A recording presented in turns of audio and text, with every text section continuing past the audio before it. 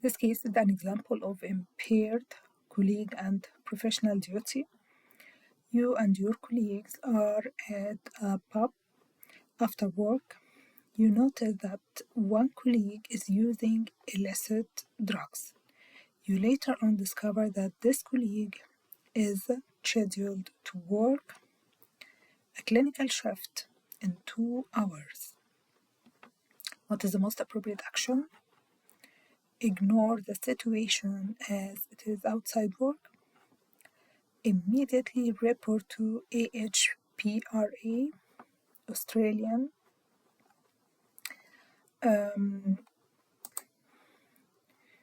Health Practitioner Regulation Agency.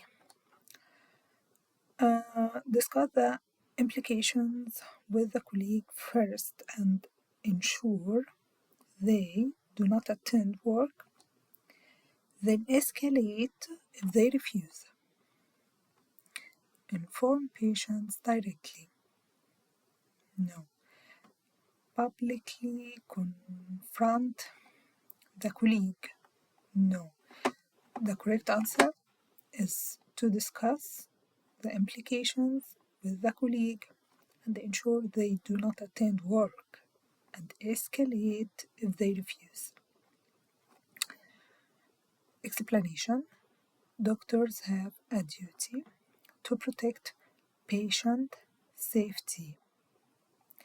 You have a duty to protect the patient safety. So the first step in this case, if you see a colleague is taking or is using illicit drugs and is going to work within 2 hours under the effect of the illicit drugs, you have a duty to protect the patient safety. So the first step is to address the colleague directly. Address the colleague directly and discuss the implications. Explain the risks and ensure they do not attend work while impaired, while under the effect of illicit drugs. If this colleague refuses or intends to work under the effect of illicit drugs, the issue must be escalated to protect the patient safety. So the issue must be escalated immediately to a senior clinical or head of department. Why the other options are incorrect? Ignoring the situation breaches professional duty. Immediate notification of the Australian Health Practitioner Regulation Agency is not the first line unless risk persists, unless the colleague insists to work and then the risk will persist. Informing patients is inappropriate and breaches confidentiality. You don't have to inform the patients, okay? You need to discuss the case, discuss the situation with the colleague first, okay?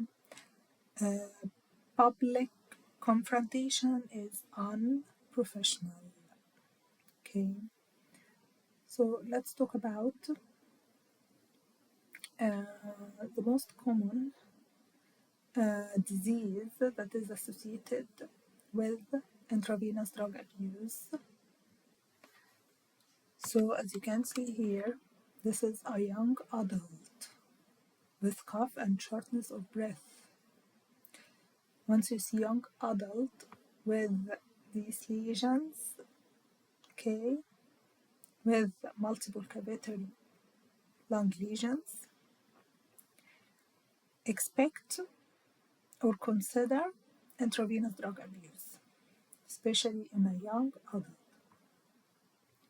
Okay, so this is a young adult with cough and shortness of breath.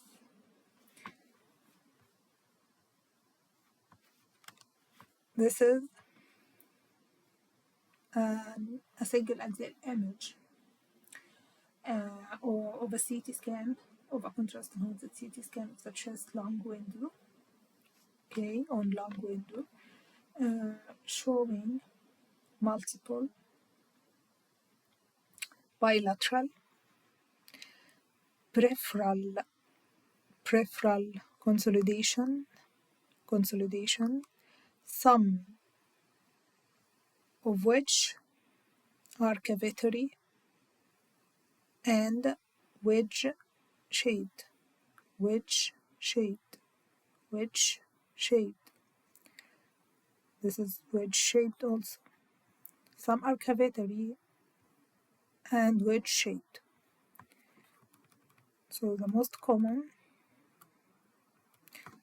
the key imaging finding here is peripheral airspace disease.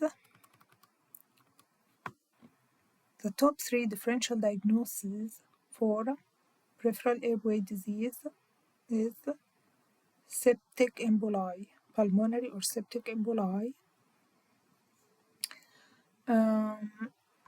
organizing pneumonia, okay, eosinophilic pneumonia,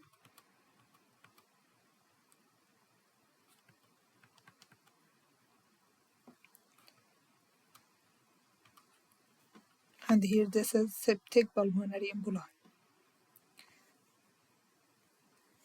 Also, we need to consider multiple metastatic disease, multiple pulmonary metastasis. But considering the age, septic emboli, organizing pneumonia.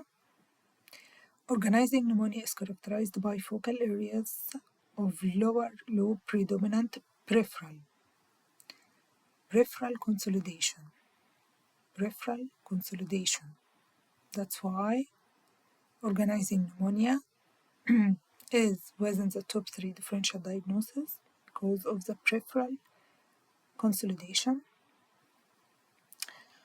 Eosinophilic pneumonia.